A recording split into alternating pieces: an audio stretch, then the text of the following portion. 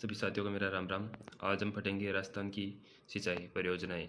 इसमें हमारा पहला क्वेश्चन आता है, राजस्थान में सर्वाधिक सिंचित क्षेत्र वाला जिला गंगानगर है और न्यूनतम सिंचित वाला, जिसमें न्यूनतम सिंचाई होती है, वो है राजसमंद। सर्वाधिक सिंचित प्रतिशत वाला जिला है गंगानगर और न्यूनतम जिला है चूरू।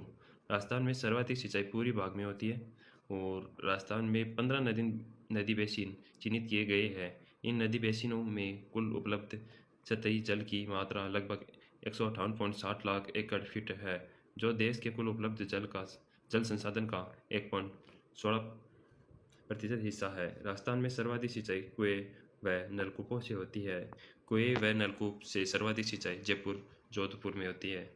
नहरों से सर्वाधिक सिंचाई गंगानगर और तालाबों से सर्वाधिक सिंचाई भीलवाड़ा उदयपुर में होती है।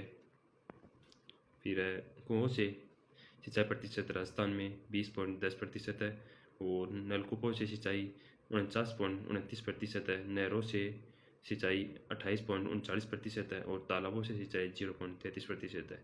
सिंचाई परियोजना मुख्यतः 4 प्रकार की होती है। पहली, बहुउद्देशीय परियोजना, जिसका जल बहुत सारे उद्देश्यों, पेयजल, सिंचाई, विद्युत उत्पादन के लिए काम आए।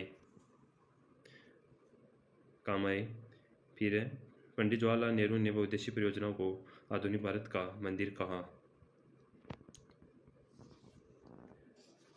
फिर दूसरी आती है वृहद सिंचाई परियोजना, जिनका कृषि कमांड क्षेत्र 10,000 हेक्टेयर से ज़्यादा हो, वह वृहद सिंचाई परियोजना कहलाती है। मध्य सिंचाई परियोजना, कृषि कमांड क्षेत्र 2 से 10,000 के बीच में हो, उसे मध्य सिंचाई परियोजना कहते हैं। और लघु सिंचाई परियोजना, जिसमें कृषि कमांड क्षेत्र 2,000 हेक्टेयर से कम हो, ये सबसे उपयुक्त सिंचाई परियोजना है। सबसे ज़्यादा फायदेमंद लघु सिंचाई परियोजना से ही होता है।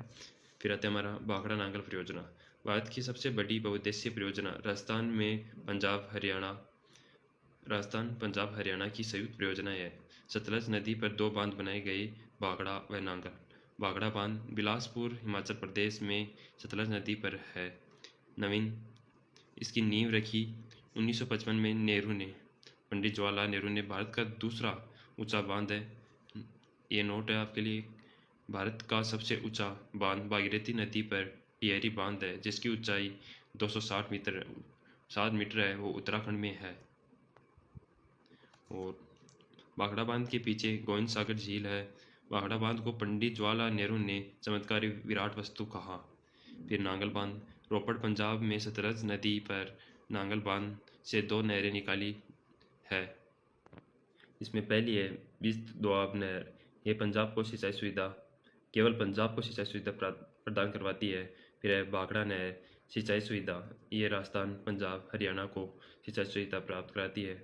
इस परियोजना का सर्वाधिक लाभ हनुमानगढ़ को हुआ। 1959 में राजस्थान व पंजाब के मध्य भाखड़ा नांगल समझौता हुआ, जिसमें राजस्थान का 15.22% हिस्सा रखा गया और जिससे राजस्थान में 2.3 लाख हेक्टेयर क्षेत्र में सिंचाई सुविधा उपलब्ध है। फिर आती है व्यास परियोजना, संयुक्त परियोजना है ये राजस्थान पंजाब और हरियाणा की। व्यास नदी पर पौंडह बांध व मंडी एचपी में हिमाचल प्रदेश में बनाया गया, व पोंग बांध कांगड़ा, ये भी हिमाचल प्रदेश में बनाया गया। ये पौंडह बांध। व्यास नदी पर अतिरिक्त जल सतलज नदी को प्राप्त हो, इसके लिए पौंडह बांध में भाखड़ा बांध तक व्यास सतलज लिंक चैनल का निर्माण किया गया। यानी जो व्यास नदी में जल अधिक हो जाता है तो उसका जल सतलज नदी में निकालने के लिए लिंक नहर ओनली जल को एक से स्थान से दूसरे स्थान पहुंचाने के लिए बनाई जाती है। रवि व्यास विवाद, 1960 में भारत व पाकिस्तान के मध्य विश्व बैंक की मध्यस्थता में कराची पाकिस्तान में सिंधु जल संधि समझौता हुआ, जिसमें भारत को सतलज रावी व्यास नदियों के जल का उपयोग का अधिकार मिला। फिर आता है इराडी आयोग। राजस्थान पंजाब हरियाणा की मध्य रावी व्यास परियोजना के जल बंटवारे को लेकर विवाद हुआ।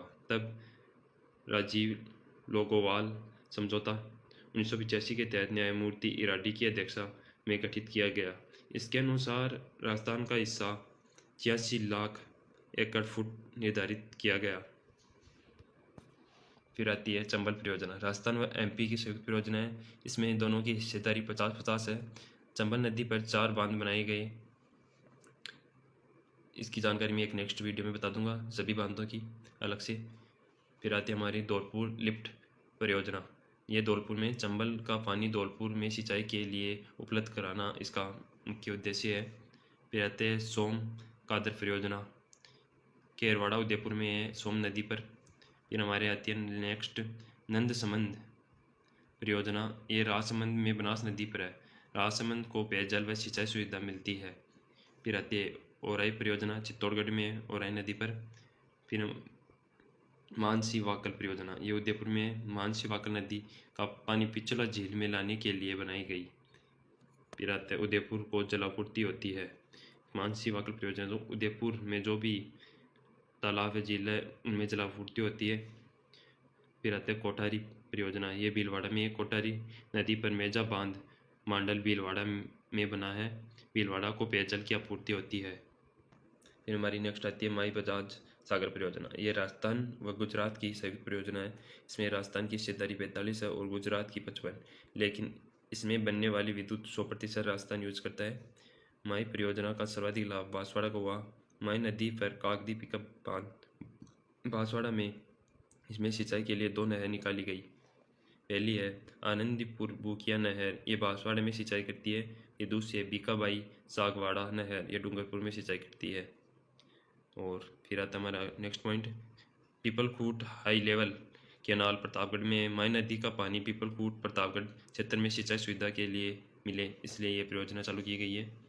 फिर आते हैं माई हाई लेवल नहर व जयसमंद पेयजल परियोजना, माई बजाज सागर बांध के पानी को जयसमंद झील में उपलब्ध कराने हेतु। फिर आता है लाभान्वित जिले उदयपुर, चित्तौड़गढ़, राजसमंद। फिर हमारी आती है नेक्स्ट परियोजना जाखम परियोजना। जाखम परियोजना प्रतापगढ़, जाखम नदी पर राजस्थान का सबसे ऊंचा बांध 81 मीटर जाखम बांध बना हुआ है। इसकी ऊंचाई 81 मीटर है। बांध का शिलान्यास मोहनलाल सुखाड़िया द्वारा किया गया। इसमें लाभ प्राप्त करने वाले जिले हैं उदयपुर, चित्तौड़गढ़, प्रतापगढ़। हमारी नेक्स्ट परियोजना आती है सोम कमला अम्बा परियोजना। कमला अम्बा गांव डूंगरपुर में सोम नदी पर निर्मित है। आसपुर, डूंगरपुर व सलुम्बर में सिंचाई होती है। नेक्स्ट आती है हमारी रामजल सेतु लिंक परियोजना। प्रधानमंत्री नरेंद्र मोदी ने 17 दिसंबर 2024 को दादिया गांव जयपुर में शिलान्यास किया। पुराना नाम पूरी राजस्थानी नहर पार्वती काली सिंध चंबल लिंक परियोजना। 28 जनवरी 2024 को इस परियोजना को लेकर राजस्थान, मध्य प्रदेश और केंद्र सरकार में समझौता हुआ। इसमें राजस्थान में दक्षिणी पूर्वी भाग के 17 जिले अलवर, भरतपुर, धौलपुर, करौली, डीग, सवाईमाधोपुर, जयपुर, कोटपुतली, बहरोड, खेड़तल, तिजारा, दौसा, अजमेर, ब्यावर, टोंक, कोटा, बूंदी, बारा, झालावाड़ आदि जिलों व मध्य प्रदेश के 13 जिलों को शामिल किया गया। इसमें 3.25 करोड़ आबादी को वर्ष 2054 तक पीने का पानी मिलना सुनिश्चित होगा। चंबल नदी की सहायक नदी बेसिन कुन्नू, कुल, पार्वती, काली सिंध, मेज में उपलब्ध जल को छोटी या बड़ी परियोजनाओं के माध्यम से 2.8 लाख हेक्टेयर भूमि पर सिंचाई हेतु जल उपलब्ध कराना है। इस परियोजना के तहत 5 बैराज व 1 बांध जाना प्रस्तावित है। पहला आता है इसमें रामगढ़ बैराज, ये 12 में कुल नदी पर। महलपुर बैराज, ये भी 12 में पार्वती नदी पर।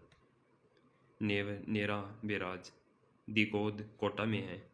काली सिंध नदी पर, ये काली सिंध नदी पर है। इस परियोजना में नवनेरा बैराज की भराव क्षमता सबसे अधिक है। मेज बैराज, ये बूंदी में मेज नदी पर। फिर आता है हमारा राठौड़ बैराज, ये सवाईमाधोपुर में है बनास नदी पर। फिर आता है डूंगरी बांध, ये भी सवाईमाधोपुर में है बनास नदी पर। फिर हमारी नेक्स्ट परियोजना आती है परवन सिंचाई परियोजना झालावाड़, परवन नदी पर है। झालावाड़ कोटा बारा जिले के 637 गांव में सिंचाई व पेयजल सुविधा मिलती है। इसमें बांध आता है। अन्य परियोजनाएं में बांध अनास नदी बांसवाड़ा में है। सूखली परियोजना सिरोही में सूखली नदी पर है। तकली सिंचाई परियोजना कोटा, सावन भादो परियोजना कोटा, चाखण सिंचाई परियोजना बूंदी, गडदड़ा सिंचाई परियोजना बूंदी गुड्डा बांध बूंदी में मेज नदी पर है। बेतली परियोजना बारां में है। विलास सिंचाई परियोजना बारां में है। लहासी सिंचाई परियोजना बारां में है। फिर आती है काली सिंध सिंचाई परियोजना झालावाड़ में है। फिर आती है हरिश्चंद्र सागर परियोजना झालावाड़ में है। फिर आती है गागरीन सिंचाई परियोजना झालावाड़। चोली परियोजना झालावाड़। छापी सिंचाई परियोजना झालावाड़। भीम सागर सिंचाई परियोजना झालावाड़। पीपलाद सिंचाई परियोजना झालावाड़। फिर हमारा जालाजी का बराना बूंदी मेज नदी पर राजस्थान की पहली सोलर लिफ्ट सिंचाई परियोजना है। इंदिरा गांधी लिफ्ट परियोजना करौली और सवाई माधोपुर। पार्वती सिंचाई परियोजना धौलपुर में पार्वती नदी पर है। धौलपुर में पार्वती नदी पर उर्मिला सागर बांध है। बंद बारेठा बांध भरतपुर। कुकुंद नदी पर भरतपुर का सबसे बड़ा बांध। ये बंड बारेठा बांध है जो भरतपुर में कुकुंद नदी पर सबसे बड़ा बांध है। प्रमुख योजनाएं आपनी योजना जर्मनी की आर्थिक सहायता से चूरू हनुमानगढ़ झुंझुनू जिलों में संचालित योजना।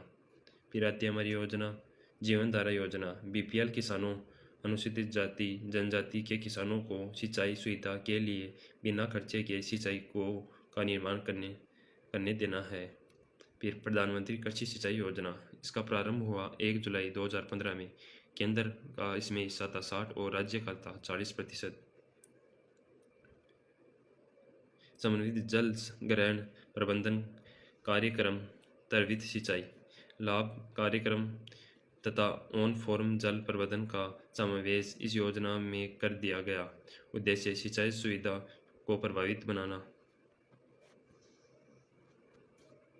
फिर आता है नीरांचल योजना भारत सरकार के ग्रामीण विकास मंत्रालय की योजना विश्व बैंक द्वारा वित्त पोषित राजस्थान सहित 9 राज्यों के 18 जिलों में प्रारंभ की गई। राजस्थान के जोधपुर उदयपुर जिलों में शुरू हुई। प्रधानमंत्री कृषि सिंचाई योजना के परिणाम में सुधार लाने के लिए प्रारंभ की गई। फिर आते हैं मुख्यमंत्री जल स्वावलंबन अभियान इसका ये लोगो है। प्रारंभ 27 जनवरी 2016 से गर्दनखेड़ी झालावाड़ के चेची तालाब से शुरू की गई। उद्देश्य गांवों में पेयजल समस्याओं का समाधान करना। फिर हमारी योजना आती है जल जीवन मिशन इसका प्रारंभ 2019-20 में हुआ। प्रधानमंत्री ने 15 अगस्त 2019 को जल जीवन मिशन की घोषणा की जिसके तहत 2024 तक 100 से अधिक आबादी वाले गांवों में घर घर नल कनेक्शन से 55 लीटर प्रति व्यक्ति प्रतिदिन पेयजल उपलब्ध कराना है। इसमें केंद्र व राज्य का हिस्सेदारी बराबर है 50%। फिर आती है राजीव गांधी जल संचयन योजना इसका प्रारंभ अगस्त 2019 में किया गया। फिर हमारी आती है अटल भूजल योजना प्रारंभ 1 अप्रैल 2020 से विश्व बैंक की सहायता से देश के 7 राज्यों में राजस्थान गुजरात एमपी यूपी हरियाणा महाराष्ट्र कर्नाटक के 78 जिलों को शामिल किया गया। विश्व बैंक व भारत सरकार की भागीदारी 50% रही। उद्देश्य गिरते हुए भूजल को रोकना और बेहतर प्रबंधन करना। हेलीबोन सर्वेक्षण तकनीक राजस्थान के जोधपुर से शुरू हुई। भूजल प्रबंधन के लिए शुरू की गई। राजस्थान मरु क्षेत्र जल पुनर्गठन परियोजना न्यू डेवलपमेंट बैंक द्वारा इस परियोजना को वित्त पोषित किया गया यानी इसे लोन लिया गया। प्रारंभ फरवरी 2018 से योजना 7 वर्ष में पूर्ण होगी। इस परियोजना में गंगानगर हनुमानगढ़ चूरू झुंझुनू सीकर नागौर बीकानेर जोधपुर जैसलमेर बाड़मेर जिले लाभान्वित होंगे।